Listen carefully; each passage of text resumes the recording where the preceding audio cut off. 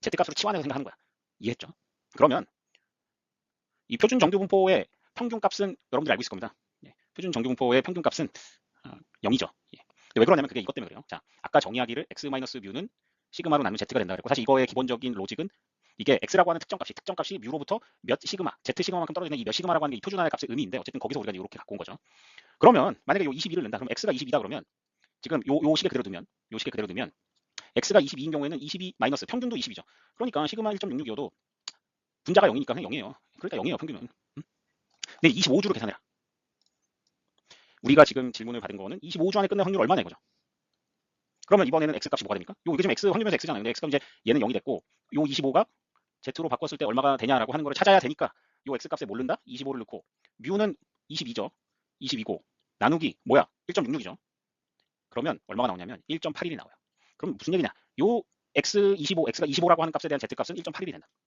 그러면 여러분들이 이제 여기서부터 통계 얘기니까 잘 알 거라고 생각되는데, 이 문제에서 얘기했던 건 probability, 확률을 계산하라고 하는 건데, x가 25 이하일 확률은 얼마니라는 거를 처음에 물어봤는데, 그렇죠? x라는 게 전체 소요 시간이에요. 확률 변수. x가 25 이하, 25 중에 끝낼 확률이니까 이걸 물어봤는데, 우리가 이걸 직접 계산을 못하니까 이 x를 z로 바꾼 거죠. 그래서 이번에 z 값이 얼마 이하의 확률로 계산하라는 거예요? 1.81. 그러니까 네. 마음이 급해서. 그러니까 얘는 우리가 직접적으로 바로 계산하기가 어렵단 말이에요. 식이 굉장히 복잡해요. 적분식이. 근데 얘는 테이블이 있기 때문에 계산할 수 있어요. 표준화 시켰기 때문에 테이블이라는 게 존재하는 겁니다. 그래서 이 테이블을 보면 요 z가 1.82보다 작다라고 하는 요 구간. 그래서 여기의 넓이와 여기의 넓이는 같은 거죠, 지금. 그래서 우리가 정분포를 많이 쓰는 거예요. 그리고 여러분들 시험 봤을 때도 마찬가지예요. 시험 봤을 때 표준화 스코어, Z 스코어 만들어가지고 누적 그 확률을 계산할 수 있는 게, 그래서 계산이 가능한 거거든요. 자, 그래서 이거를 계산하기 위해서 우리가 뭘 봐야 됩니까? Z 스코어 테이블을 봐야 되죠. 그럼 Z 스코어 테이블 한번 보도록 하죠. 여기 나와 있는 건 앞에서 다 했던 설명입니다. 이 주경로를 찾아서 값을 찾았고, 전체 소요 시간의 기대값과 전체 소요 시간의 분산 2.77을 찾았다는 거. 그 다음에 이제 아까 Z식을 만들어서 1.81, 그죠? 그 X값이 25일 때 그때 Z값이 1.8 이거 찾았죠. 예. 여기까지 이미 다 설명한 겁니다, 여러분. 자, 25주 데드라인이 있어서 25주 내에 끝낼 확률 찾는 거예요. 그래서 이제 요거 했죠. 앞에서 다 설명했습니다. 그러니까 넘어가겠습니다. 자, 이제 여기에 이 Z 테이블이 나와 있는데, 이 Z 테이블은 뭐냐면 이게 이제 Z 테이블이에요. Z 스코어의 확률 테이블인데, 이 누적된 확률값을 나타냅니다. 이게 이쪽 왼쪽 끝에서부터 여기 특정할 수 있는 요 Z값까지의 적분값을 의미하는 거예요. 그러니까 더 이야기하면 아까 우리 1.81이었잖아요. 1.81이고 1.82 기준으로 요 좌측에 있는 요 확률값을 계산하고 싶잖아요. 그럼 이 테이블에서 뭘 찾는다? 1.8, Z값이 1.8을 먼저 찾고 그다음 1.81 요거 찾으면 되죠. 그러면 요 말의 의미는 뭐냐? 요 말의 의미는 Z가 1.81의 확률은 얼마이다? 0.9649. 이다 그 얘기입니다. 그래서 25주 내 끝낼 확률은, 그 답은 여기다 쓰겠습니다. 아까 그 경우에 25주 내 끝낼 확률은 0.9649가 됩니다. 그렇죠? 이렇게 계산하면 되는 건데요. 예, 여러분들 이해가 됐기를 바랍니다.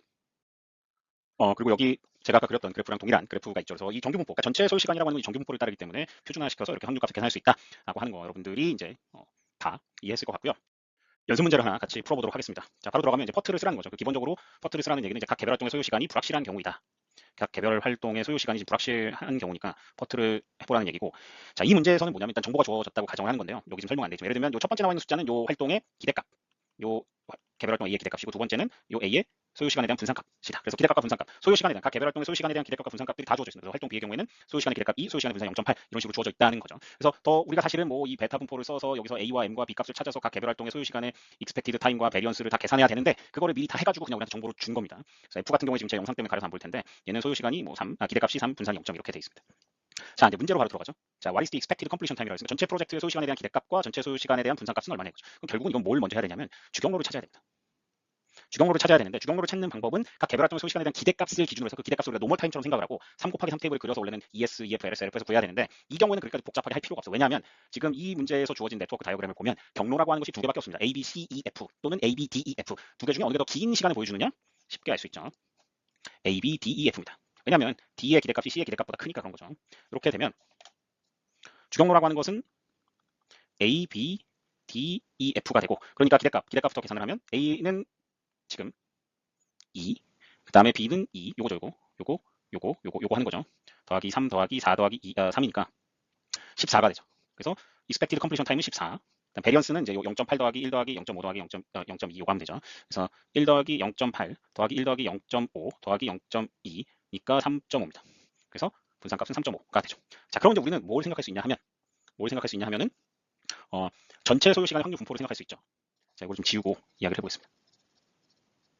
요거 찾으라는 얘기죠. 전체 소요 시간의 확률 분포는 이제 정규 분포를 이렇게 띄고 있고요. 이때 이 평균값이라고 하는 거는 14이고 분산은 3.5에다가 루트를 씌워야 되는데 3.5에 루트 씌우면 1.817입니다.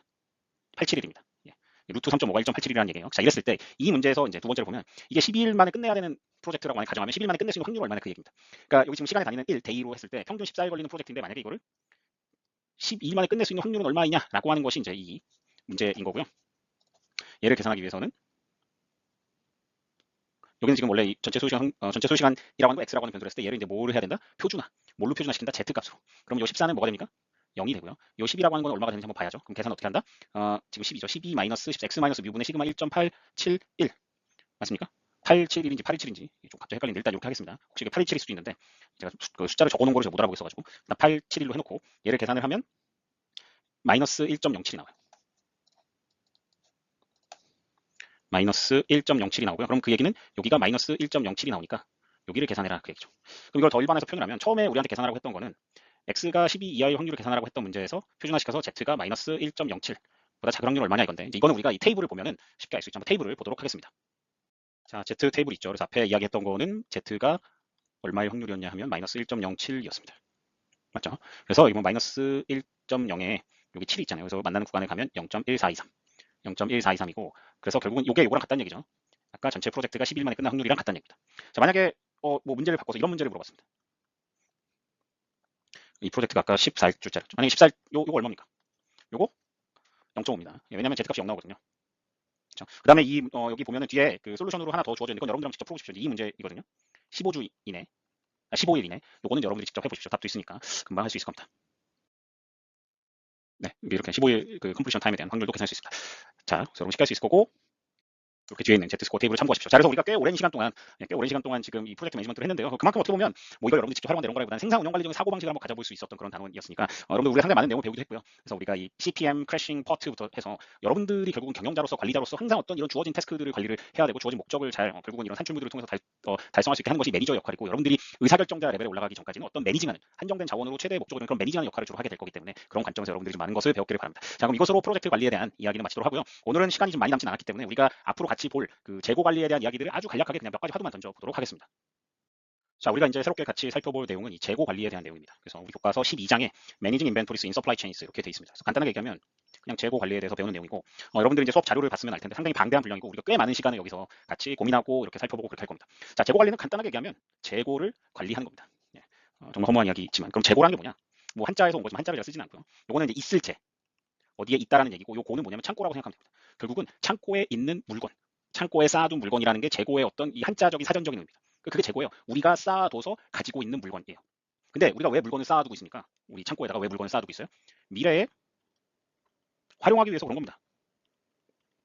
활용하려고 갖고 있는 거죠. 아무 생각 없이 창고에다가 물건 막 쌓아두지 않죠. 그리고 창고에 물건 쌓아두는 건 우리가 그거를 팔던지. 예를 들면 내가 슈퍼마켓을 한다. 내가 슈퍼마켓 요즘 슈퍼마켓이라고 용어 잘 안 쓰죠. 편의점을 한다. 그래서 내가 왜 편의점 그 창고에다가 라면 박스, 라면 재고를 쌓아두느냐? 미래 팔아야 되니까.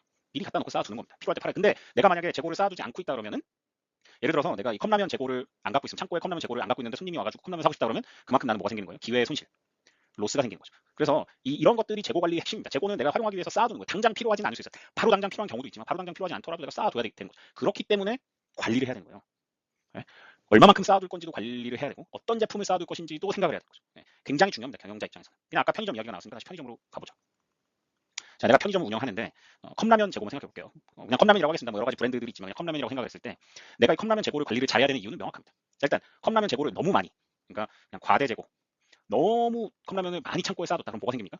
어떤 문제가 생겨요? 일단은 보관의 문제가 생겨요. 보관 비용이 올라갑니다. 컵라면을 잘 관리하기 위해서 뭐 온도, 습도도 맞춰줘야 되고 공간도 내가 다른 거에서 써야 되고 어쨌든 그런 거다 비용으로 생각할 수 있거든요. 그래서 보관 비용이 증가하고 그 다음에 만약에 내가 이거를 유통 기한 내에 팔지를 못하면 그럼 폐기 처분해야 되죠. 폐기 비용이라는 게 또 생길 가능성도 있어요. 과대죠. 보관 비용도 높아지고 폐기 비용도 높아지고 어쨌든 비용이 발생하면서 우리의 수익률을 저하시키게 되죠. 반면에 과소재고 이번에 그냥 조금만 갖다 놓는 거예요. 조금만 갖다 놓는 겁니다. 컵라면을 아주 조금만 갖다 놓으면 뭐가 생길 수 있어요? 금방 팔릴 수도 있겠죠. 금방 팔리면 어떻게 됩니까? 그 다음부터 기회 손실. 손님들이 왔는데 없는 거예요. 자, 어떻게 보면 컵라면보다 이거는 요즘 이제 그런 거를 아마 여러분들 이 백신 얘기 나오면서 이 얘기를 들었을 텐데요. 이제 신선 물류라고 하는 게 있습니다. 이거 이제 뭐 콜드 체인이라고 하기도 하는데 이런 거 이제 대표적인 그 케이스에 해당하는 것이 그러니까 여기 뭐냐 콜드체인이나 신선물류를 따라서 유통되는 제품들이라고 하는 거는 굉장히 빠른 시간 안에 소진이 돼야 되기 때문에 이 수요와 공급에 있어서 더 민감할 수밖에 없어요. 가장 대표적인 게 이제 도시락을 생각하면 됩니다. 편의점에 갔는데 여러분들 도시락이 없는 경우도 많고 내가 먹고 싶은 그 반찬이 담겨 있는 도시락이 없는 경우들이 있어요. 기본적으로 도시락은 과소재고의 형태를 가져갈 수밖에 없습니다. 왜냐하면 폐기를 하게 될 가능성이 너무 높아요. 예, 너무 많이 갖다 놔서 만약에 못 팔면 무조건 버려야 되는데 그 기간이 너무 짧기 때문에 뭔가 내가 이거 폐기가 되는 걸 막기가 어려워. 갑자기 이게 뭐 몇 시간 안에 폐기가 되는데 뭐 이거 반값에 드린다 이래도 사람들이 갑자기 와서 막 사지 않을 수도 있잖아요. 그렇죠? 그러니까 이게 뭐 과대제거나 가소제거 이런 것들이 뭐 지금 그런 거하고도 상관있어요. 백화점에 여러분들 식품관에 마감이 임박할 때 가면 굉장히 싸게 살 수 있어요. 여기 신세계백화점 이런 데 가면 저는 이 연어 초밥, 연어롤을 굉장히 좋아하는데 그거 정말 많이 먹고 싶다 그러면 식품관 문 닫기 직전에 가면 돼요. 그러면 과대재고로 쌓여있던 것들이 폐기를 해야 되기 때문에 폐기하는 비용을 이쪽에서 많이 하기 위해서 굉장히 싸게 팔아요. 우리가 나중에 그것과 관련된 얘기를 하는데 어쨌든 재고 관리라는 게 굉장히 중요하고요. 이런 도시락 같은 것도 이런 과소재고의 형태를 띌 수밖에 없는 경우들이 생기게 됩니다. 물론 항상 그런 건 아니에요. 그래서 이런 것처럼 이 재고 관리라는 것이 굉장히 단순해 보이지만 우리의 어떤 이윤하고 굉장한 관련이 있어요. 그러니까 편의점도 그렇지만 기업의 경우에도 내가 예를 들어서 부품 재고, 예를 들어서 내가 이 스마트폰을 만드는데 이 스마트폰에 들어가는 카메라 모듈을 내가 공급사로부터 사오는데 얼마큼 사서 내 공장에 재고로 갖고 있을 거냐, 쌓아둘 거냐. 많이 쌓아둔다, 보관비용, 폐기할 수도 있다. 적게 쌓아둔다, 만들고 싶을 때 못 만들 수도 있다. 이런 것에 항상 밸런싱을 해야 되는 거죠.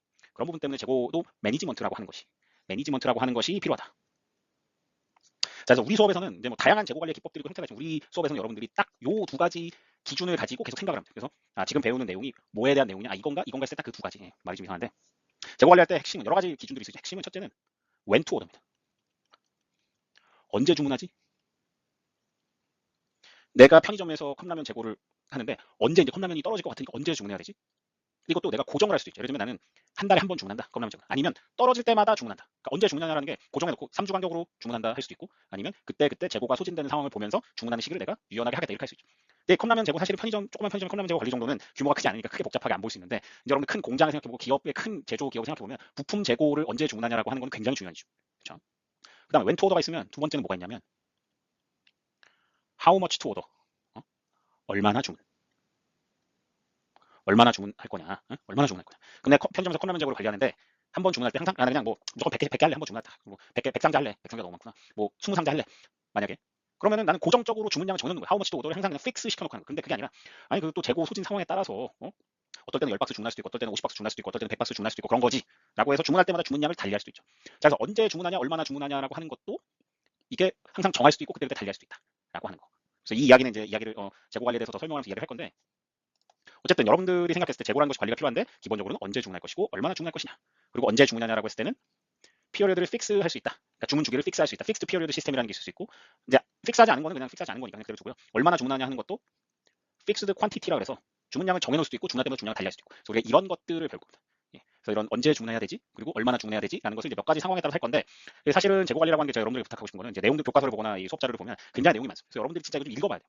제가 아무리 설명을 잘해보려고 애를 써도 이거는 여러분들이 좀 읽어보지 않으면 진짜 이해가 쉽지 않을 겁니다. 그래서 여러분들에게 부탁하고 싶은 거는 시간을 내서 교과서도 한번 좀 예습도 해보고, 예, 그런 게 필요한 단원입니다. 그래서 오늘은 좀 뭐 많은 얘기는 못했는데요. 이제 다음 시간부터는 본격적으로 재고 관리 보는데 좀 진도는 좀 빠르게 나가겠습니다. 예, 아무래도 우리 주어진 기간 안에 더 챕터들을 더 봐야 되기 때문에 빠른 속도로 한번 보도록 하겠습니다. 자, 여러분들 오늘도 고생 많았고요. 잠시간 다음 수업 시간에 보도록 하겠습니다. 고맙습니다.